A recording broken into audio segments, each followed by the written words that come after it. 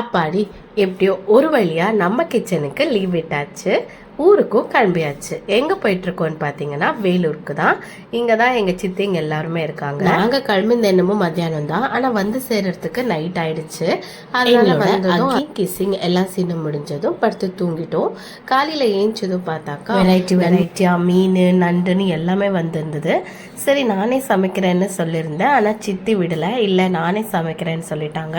சரி அவங்களோட கைப்பக்குவம் வந்து சூப்பரா இருக்கும், சக்கத்தா சமைச்சாங்க. சும்மா கெஸ்ட் அப்பியரன்ஸ் மாதிரி அங்கே இங்கே வந்து ஹெல்ப் பண்ணிட்டு இருந்தேன். கிளீனிங்கு கட்டிங்கு அந்த மாதிரி ஹெல்ப் பண்ணிட்டு இருந்தேன். மகத்தும் இந்த சைட்லேருந்து நானும் நண்டு போடுவேன்னு சொல்லிட்டு அவனும் தூக்கி தூக்கி கிரேவியில் போட்டுட்டு இருந்தான்.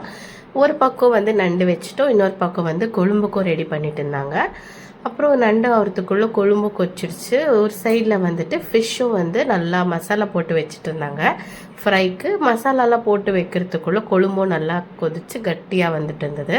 அப்புறம் மீனும் போட்டு ஒரு 1 மினிட்ல கொழும்பும் ஃப்ரையும் எப்படியோ ரெடி பண்ணியாச்சு. ஆனால் நண்டு தான் வந்து ரொம்ப லேட் ஆயிடுச்சு.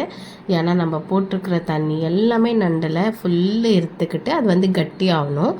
எப்படியோ ஒரு வழியாக இங்கே பாருங்கள் நண்டும் வந்து நம்ம போட்ட தண்ணி எல்லாம் எடுத்துட்டு நல்லா சூப்பராக கட்டி ஆயிடுச்சு. நல்லா காரசாரமாக இருந்தது. எனக்கு வர லைட்டாக கொஞ்சம் என்விரான்மெண்ட் சேஞ்ச் ஆனதும் கொஞ்சம் லைட்டாக கோல்டு, நல்லா நண்டு சாப்பிட்டதும் அந்த கோல்டெல்லாம் சூப்பராக கம்மியானது எனக்கே தெரிஞ்சிச்சு. என் தட்டில் இடமே இருக்கல, அந்த அளவுக்கு வந்து மீன் நண்டுன்னு எல்லாமே நிறைஞ்சிருச்சு. சாப்பிடவே முடியல, ஆனால் சாப்பிடாமவும் இருக்க முடியல. அவ்வளோ டேஸ்டியான ஒரு லஞ்சு எப்படி இருந்துச்சு.